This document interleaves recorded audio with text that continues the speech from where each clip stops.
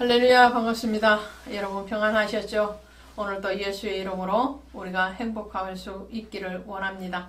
그리스도께서 여러분들의 모든 필요에 대해서 또 여러분의 내면적이고 외면적인 모든 기도에 대해서 응답하시되 신실하게 응답하시기를 주 예수의 이름으로 축원드립니다. 오늘은 새로운 책 빌레몬서를 가도록 하겠습니다. 이 빌레몬서는 사도 바울이 기록한 것으로 알려진 13권의 모든 책 가운데서도 가장 짧은 서신서에 해당을 합니다. 그래서 1장 25절밖에 되어지지 않는 짧은 편지예요.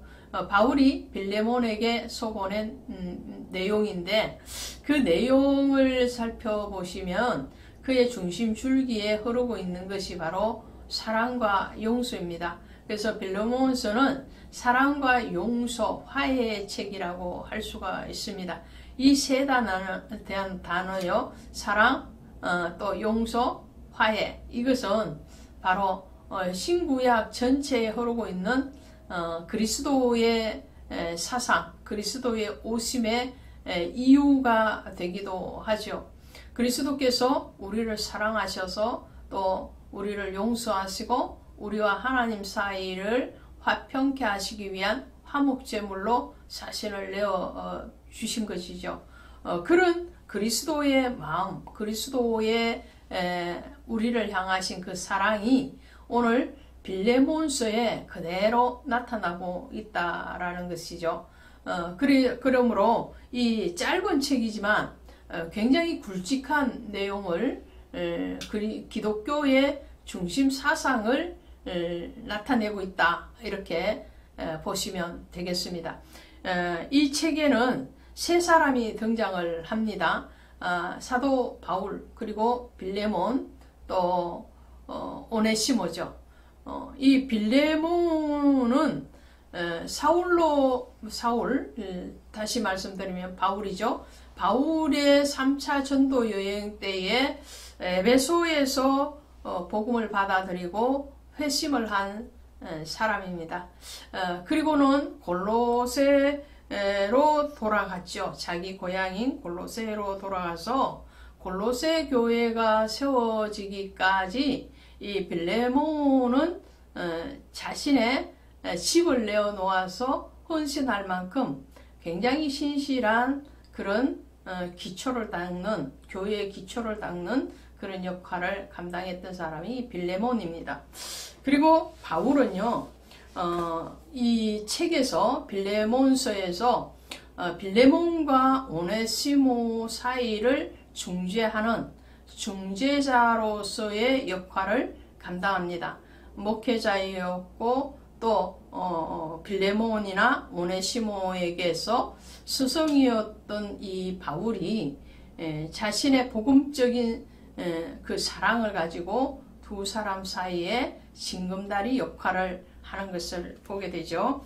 그리고 이 오네시모가 있습니다. 이 오네시모는 바로 쓸모 있는, 유익한 이런 뜻을 가지고 있는 그런 종이었죠. 이전에 그의 신부는 빌레몬의 종이었습니다.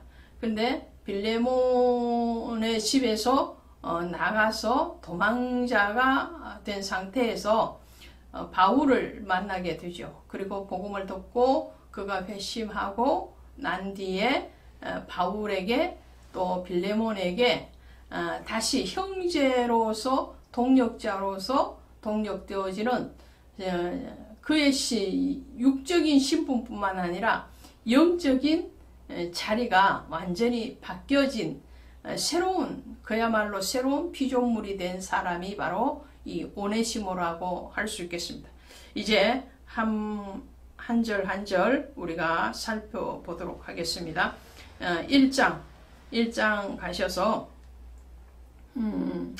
2절 보시면 자매 아비아와 우리와 함께 병사된 아키뽀와 내 집에 있는 교회에 편지하노니 이렇게 되어 있죠. 여기서 자매 아비아는 이 빌레몬의 아내였다라고 알려집니다. 그리고 함께 병사된 아키뽀라고 돼 있는데 이 아키뽀는 빌레몬의 아들이었다고도 하죠. 그리고 나중에 이 골로새 교회를 담임했던 그런 목회자가 되었다라는 학자들의 견해입니다. 그리고 내 집에 있는 교회에 편지하노니 이렇게 되어 있죠. 좀 전에 말씀드린 것처럼 빌레몬은 자신의 집을 내어놓아서 교회로 사용하도록 했습니다. 그의 신앙이 얼마나 진실되고 또 헌신적이었던가를 알 수 있는 장면이죠.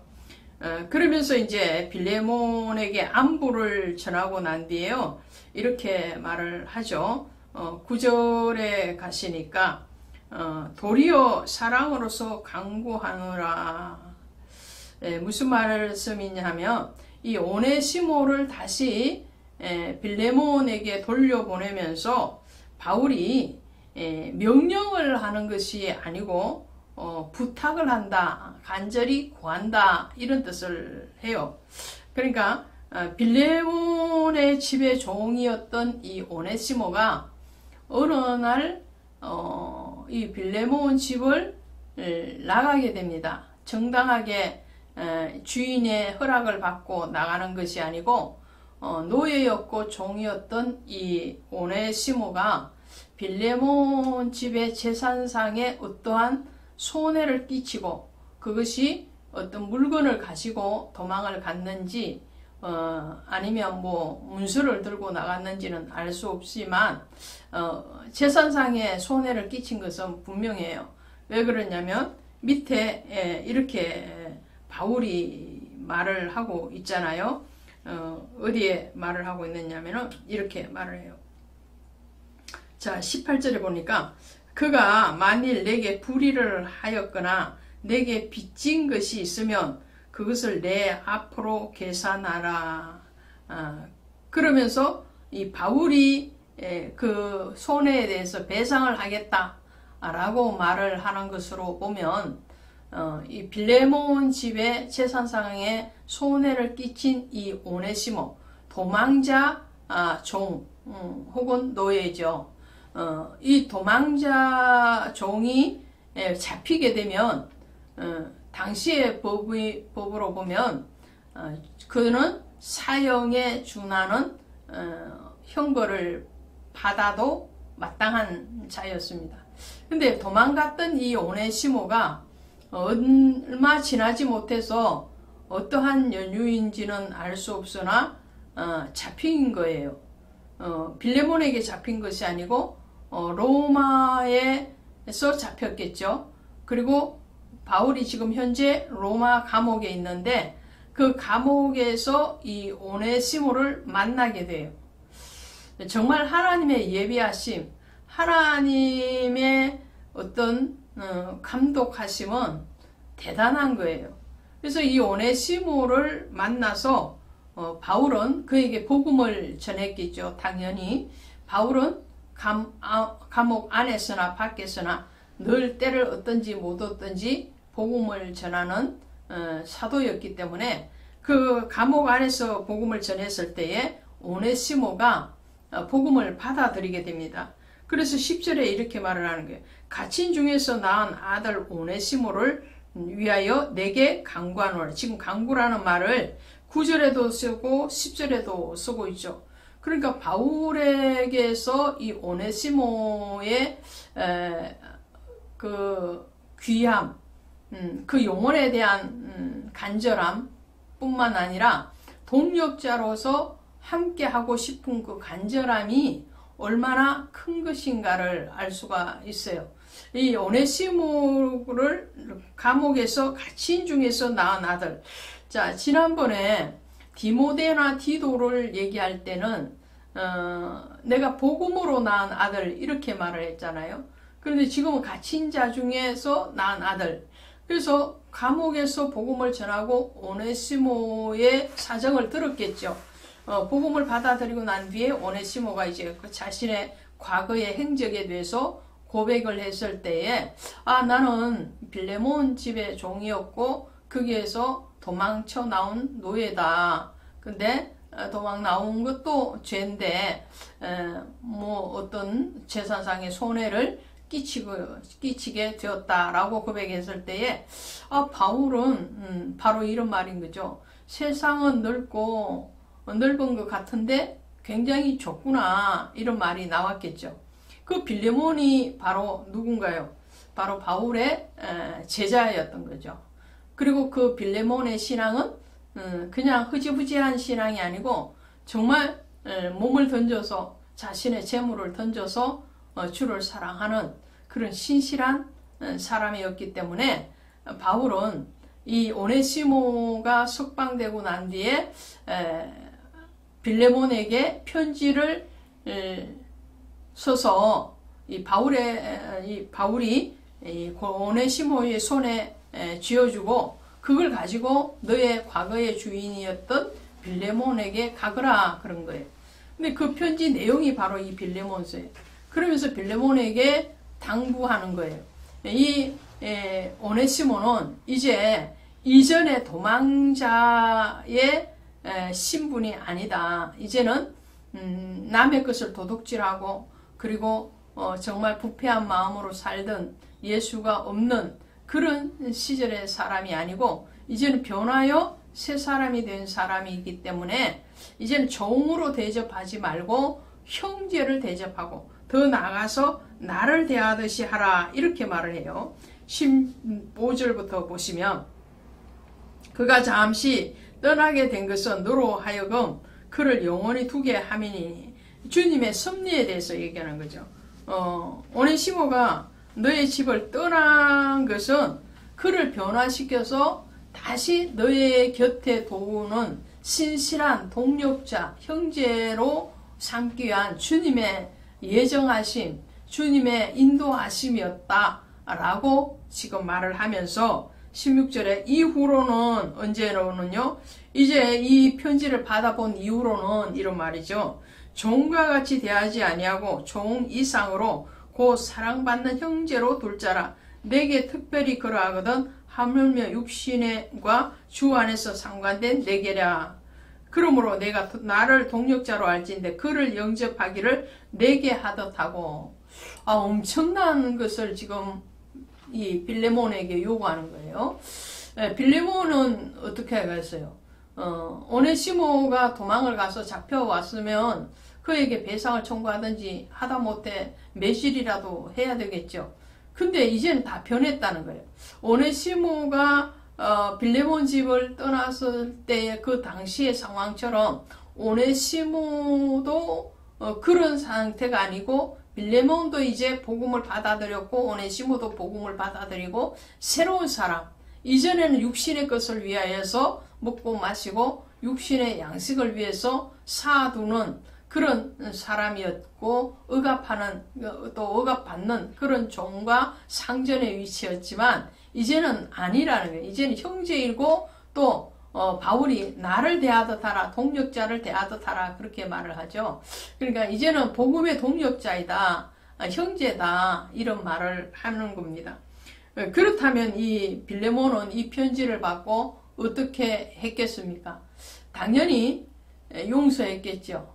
그리고 당연히 용서의 차원을 지나서 그리스도 예수의 동력자로서, 또 복음에 함께 걷는 형제로서 대우를 했겠죠.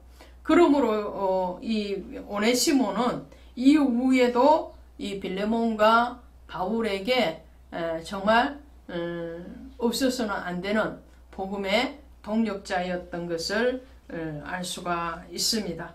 바울은요, 늘 예수 그리스도의 이름을 부르는 곳에는 복음을 전하지 않기로 힘쓰나니 이는 남의 터 위에 건축하지 않기 위함이라. 로마서 15장 20절의 말씀인데요. 바울은 지금 빌레몬에게도 너의 성락 없이는 내가 아무것도 하지 않기를 원한다. 빌레몬과 상관없이 오네시모만 1대1로 대할 수도 있었겠죠. 근데 바울은 그러지 않았어요. 뒤가 끄림직한 이런 행동을 하지 않았어요. 그리고는 이 원래의 주인이었던 이 빌레몬에게 전과 후에 대해서 다 설명을 하면서 부탁을 하죠. 명령이 아니고 부탁을 하면서 너의 용서, 너의 사랑이 없이는 내가 이 오네시모를 나의 동역자로 같이 데리고 다닐 수가 없다. 이렇게 먼저 양해를 구하고 협력을 구하는 바울의 아주 복음을 전하되 아주 신사적으로 전하는, 그리고 그의 바탕이 거짓됨이 없는 청결한 양심을 가진 자의 그런 복음 전도자의 모습을 보게 됩니다. 그 스승의 그 제자였던 이 빌레몬과 오네시모의 사역을 우리가 응원하지 아니할 수가 없죠. 하나님은요, 우리가 복음을 전할 때도 그렇습니다. 깨끗하고 정직한 영과 그리고 우리의 모든 마음이 거짓됨이 없기를 원하는 거예요. 행동이 거짓됨이 없기를 원하는 거예요. 수족관에서 수족관으로 옮기는 그런 역할을 우리에게 맡긴 게 아니에요. 남의 교회의 성도들을 빼앗들어 오고, 그리고 남의 교회를 무너뜨려서 나의 교회가 잘 되게 하는, 이거 자체가 모순인 거죠. 다 주님의 교회이기 때문에 그렇죠. 그리고 우리는 수족관의 어떤 장사하는 사람이 아니고 복음의 전도자라는 거죠. 사람 낚는 어부라고 그랬잖아요. 바다에 가서 물고기를 잡아오는 어부로 우리를 부르셨지, 이 교회 저 교회 양들을 탈취해 오는 그런 삭군으로 우리를 부르지는 않았다라는 것이죠. 오늘 바울은 그런 의미에서도 정말 그의 목회관, 그의 복음 전도관에 대해서는 우리가 한 번 더 깊이 생각하고 본받아야 될 점이 아닌가 합니다. 예수 안에 서로 사랑하고 용서하고 화해하고 더 그리스도 안에서 새로워지는 저와 여러분 몸된 교회가 되기를 원합니다. 고맙습니다.